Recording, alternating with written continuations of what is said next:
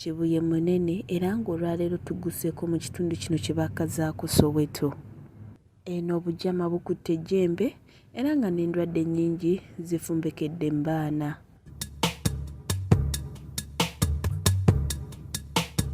Eno ssentebe atunnyonnyodde butya bw'agezezzaako okulwanyisa embeera eno naye nga tewali kyazza. Around here we can contain around 4,000 people and they are coming all over the country. The major health problems we are having a problem of the children who are suffering because of the dirty places we are having.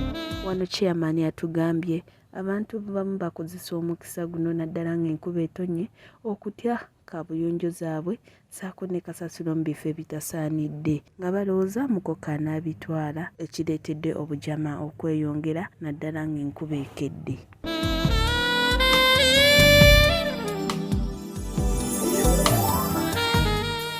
Buli enkuba lw'etonnya tusisinkana obuzibu bw'amaanyi nti emyala gibooga, amazzi ne gatuyingirira era ebintu byaffe ne byonooneka.